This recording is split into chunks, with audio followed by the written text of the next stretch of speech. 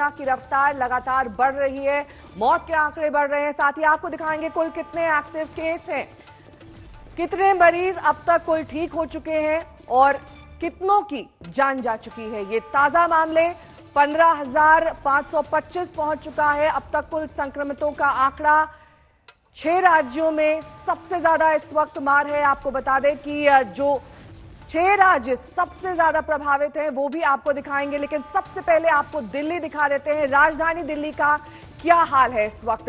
राजधानी दिल्ली में 7 दिन में 1,790 मामले सामने आए हैं। औसतन हर दिन लगभग 255.7 मामले आ रहे हैं और हर घंटे 10.6 मामले सामने आ रहे हैं। ये दिल्ली का हाल है। राजधानी में किस तरह से लगातार आंकड़े बढ़ रहे हैं, पिछले 7 दिनों में क्या हाल है दिल्ली का, ये देखिए। 29 अप्रैल 125 मामले आए, 30 अप्रैल 76 मामले, 1 मई 223 मामले, 2 मई 384 मामले, 3 मई 427 मामले, 4 मई 349 मामले और 5 मई को 206 मामले सामने आए हैं। ये बता रहा है, दर्शा रहा है कि लगातार मामलों की संख्या बढ़ती जा रही है।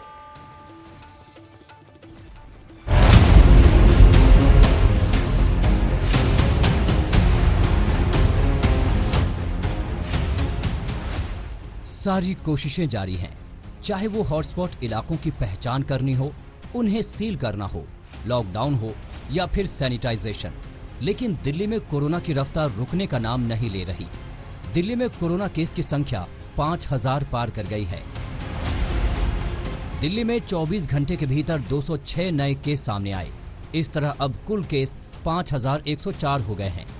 हालांकि पिछले 24 घंटों में 37 मरीज ठीक हुए। अब तक कुल 1,468 मरीज ठीक हुए। अच्छी बात यह है कि पिछले 24 घंटों में कोई मौत नहीं हुई है। हालांकि कुल मिलाकर दिल्ली कोरोना से 64 लोगों को खो चुकी है। दिल्ली के लिए राहत की खबर यह है कि पिछले 24 घंटे में कोरोना से एक भी मौत नहीं है, लेकिन हर रोज दिल्ली में कोरोना के बढ़ते मामले चिंता जरूर बढ़ा रहे हैं। याद कीजिए, लॉकडाउन से पहले दिल्ली में सिर्फ 29 केस थे, जो आज 5,000 को पार कर गया है। जी हां, 24 मार्च को दिल्ली में कोरोना के सिर्फ 29 केस थे, जो बढ़कर 5,104 हो गए हैं, यानी 176 गुना की बढ़ोतरी। अगर पिछले 7 दिनों की बात करें तो 7 दिनों में 1,790 केस आए हैं, यानी हर रोज औसतन 255 केस और हर घंटे औसतन 10 केस। यकीनन कोरोना के खिलाफ चौतरफा जंग छेड़ने वाली दिल्ली सरकार के लिए अब लड़ाई चुनौतीपूर्ण होती जा रही है, क्योंकि लॉकडाउन 3 में कई रियायतें शुरू हो चुकी हैं। शराब की दुकानों पर भीड़ उमड़ रही है। ऐसे में कोरोना के खिलाफ ये जंग और चुनौतीपूर्ण हो सकती है। लेकिन कुछ जगहों पे लोगों ने सोशल डिस्टेंसिंग नहीं मानी, भगदड़ मच गई। इससे किसका नुकसान हो रहा है? आपका ही नुकसान हो रहा है। तो क्यों इस तरह का रिस्क मोल लेते हो? क्यों इस तरह की गतिविधि करते हो? जहां जहां आज लोगों ने इस तरह की हरकत की, सही नहीं किया। कसम खा लो कि कल से हम इस तरह की हरकत नहीं करेंगे, कल से हम इस तरह की भगदड़ नहीं करेंगे, कल से हम सोशल डिस्टेंसिंग पूरी फॉलो, कल से क्यों, अभी से हम सोशल डिस्टेंसिंग पूरी फॉलो करेंगे, कहीं भगदड़ नहीं करेंगे। दिल्ली में कोरोना के खिलाफ जंग कितनी अहम है वो इस तथ्य से समझिए कि यहाँ के पावर सेंटर तक कोरोना की घुसपैठ बढ़ रही है। कानून मंत्रालय के डिप्टी सचिव रैंक के अधिकारी को कोरोना अपनी चपेट में ले चुका है। राष्ट्रपति भवन और संसद परिसर में कोरोना पॉजिटिव केस मिलने के बाद अब ये नंबर आया है शास्त्री भवन का। यहाँ विधि और कानून मंत्रालय यानी लॉ एंड जस्टिस मिनिस्ट्री के एक अफसर के कोरोना पॉजिटिव पाए जाने के बाद इस पूरे इलाके को सील कर दिया गया है। यानी जो 4 नंबर फ्लोर है जिस पर वो अफसर बैठा करते थे और उनके साथी, उस इलाके को सील कर दिया गया है। गेट नंबर 2 जहां से इनका आना जाना होता था, इस गेट को सील कर दिया गया है और इसे पूरा डिसइंफेक्ट किया गया है।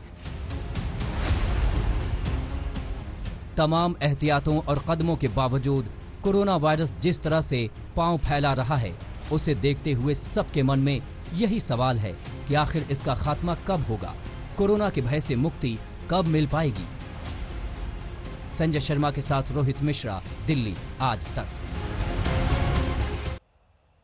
संजय शर्मा इस वक्त तमाम जानकारी के साथ हमारे साथ जुड़ गए हैं। संजय, दिल्ली में ढिलाई की गई, शराब बिक्री को खोल दिया गया। पहले दिन हमने तस्वीरें देखी किस तरह से सोशल डिस्टेंसिंग की धज्जियां उड़ाई गई। दूसरे दिन जब दाम बढ़ गए तब भी वैसे ही सूरत हाल था।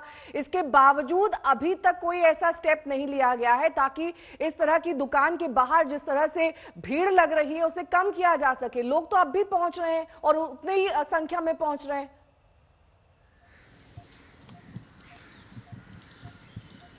जी हाँ, अभी भी सूरत हाल कुछ वैसा ही है।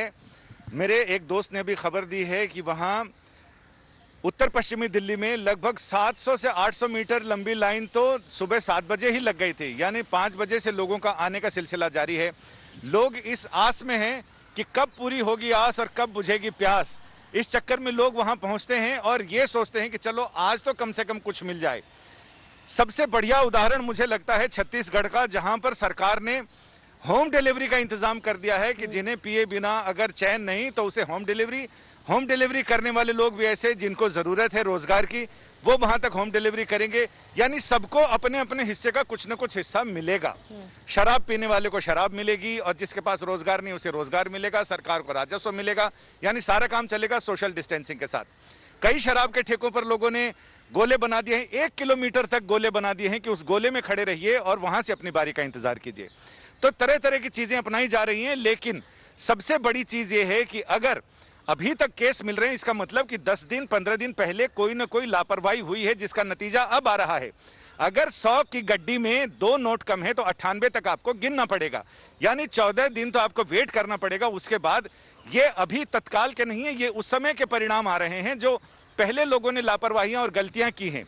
लिहाजा अब ये देखना बड़ा दिलचस्प होगा कि क्या लॉकडाउन 17 तारीख तक सारी चीजें निपट जाती है, उसके बाद फिर आगे 25 तारीख तक लॉकडाउन बढ़ता है।